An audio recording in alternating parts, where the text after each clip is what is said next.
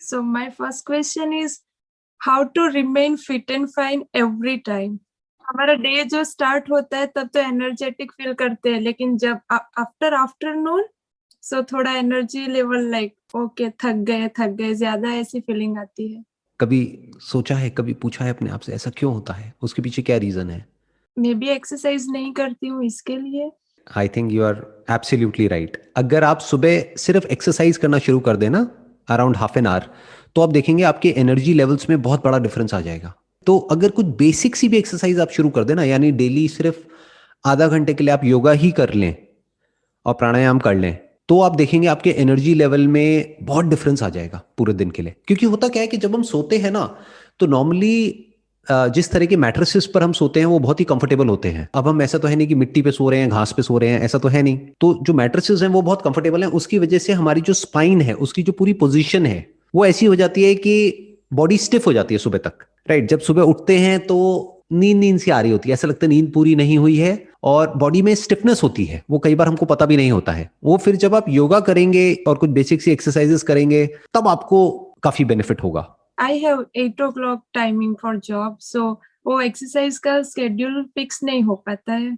Basically क्या है कि अगर जॉब का आपका टाइम 8 बजे का है तो थोड़ा और जल्दी उठना पड़ेगा, और शुरू में आप मे बी आधा घंटा ना करके अगर 15-20 मिनट भी योगा कर लेते हैं तो मैसिव डिफरेंस आ जाएगा आपके एनर्जी लेवल्स में। दूसरा जो है इसमें एक बहुत बड़ा फैक्टर है वो है आपकी डाइट का, कि आप क्या खा रहे हैं, किस तरह से खा रहे हैं। कहीं ऐसा तो नहीं आप ब्रेकफास्ट को स्किप कर रहे हैं, वो भी बहुत मैटर करता है। उसकी वजह से भी हमारे एनर्जी लेवल्स डाउन हो जाते हैं। यूजुअली क्या कहते हैं कि जो ब्रेकफास्ट है वो हैवी होना चाहिए, लंच थोड़ा हल्का होना चाहिए और डिनर बिल्कुल लाइट होना चाहिए।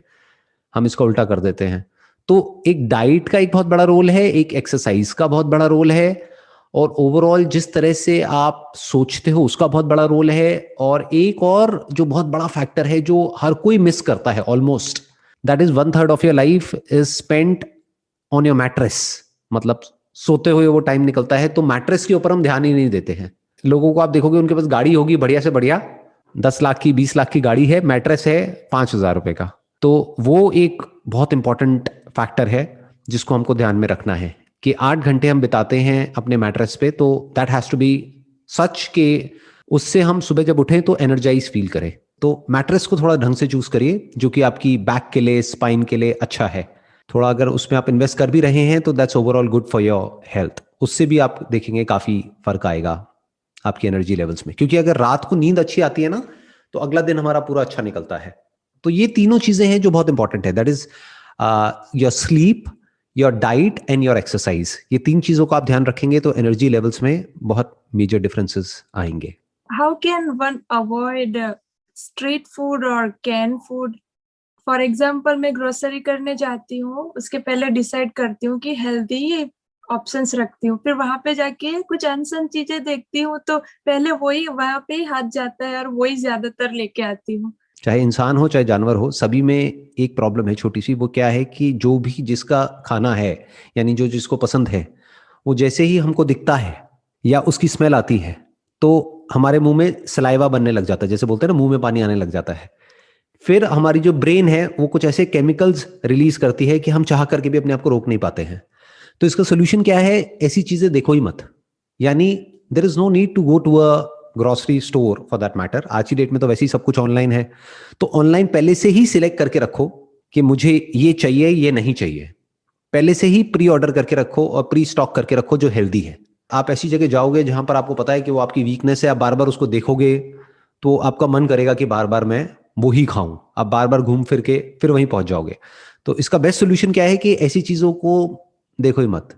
जैसे बोलते नहीं है, कहावत है कि जिस रास्ते जाना नहीं है उस तरफ देखना ही क्यों है। वो ही आप ऑर्डर करिए ऑनलाइन, और उसको भी आप रीऑर्डर कर सकते हैं। मतलब you don't have to search for it again and again, क्योंकि जब सर्च करेंगे जा करके आप ऑनलाइन किसी भी वेबसाइट पे तो फिर कुछ आने लग जाएगा, फिर आपका मन करेगा चलिए ये भी मंगा लेती हूँ, ये भी, फिर वो एक ट्रैप बन जाता है।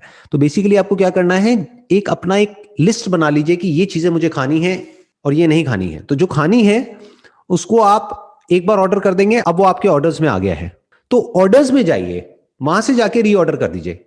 फास्ट भी हो जाएगा, जल्दी भी हो जाएगा, और इधर उधर दिमाग भी नहीं जाएगा, ना ऑनलाइन ना offline. Definitely I can try. So आपकी एक वीडियो में बताया था कि पहले आप मोटे हुआ करते थे, फिर एक एग्जाम्पल दिया था कि chewing food 32 times one byte, तो उससे ही काफी डिफरेंस है और आप अच्छा फील करने लगे। तो क्या वो चूइंग 32 टाइम्स उससे बॉडी वेट गेन होता है? उससे बॉडी वेट गेन नहीं होता है। आप ये कह सकते हैं ना तो गेन होता है ना लूज होता है। उससे बेसिकली हमारा मेटाबॉलिज्म ठीक हो जाता है, खाना प्रॉपरली डाइजेस्ट होता है। यानी कि क्या, जब हम प्रॉपरली च्यू करते हैं, अब हमको गिन करके च्यू नहीं करना है। बहुत सारे लोगों ने क्या किया, गिनना शुरू कर दिया, खा रहे हैं और मन में गिन रहे हैं 1 2 3 4 वट एवर। वो बड़ा फनी हो जाएगा।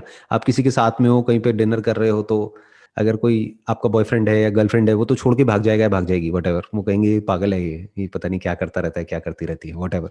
तो इसका मतलब क्या है कि आपको धीरे खाना है, प्रॉपरली पहले जुगाली करनी है मुंह में। जैसे गाय भैंसों को आपने देखा होगा, वो जुगाली करती हैं काफी देर तक, फिर खाती हैं। You should give time to your meal, क्योंकि अल्टीमेटली जो भी आप काम कर रहे हो, कर क्यों रहे हो?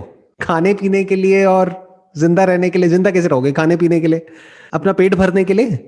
कोई भी जानवर हो, इंसान हो, काम क्यों कर रहा है? अगर उससे पूछो भाई क्यों, वाई आर यू वर्किंग, तो वो कहेंगे अच्छा खाने के लिए, रहने के लिए और पहनने के लिए, अपने लिए और अपनी फैमिली के लिए। तो खाने पे ढंग से टाइम स्पेंड करना तो बनता है ना, कि मतलब जब आप खा रहे हैं तो आराम से खाने पर मेडिटेशन करिए।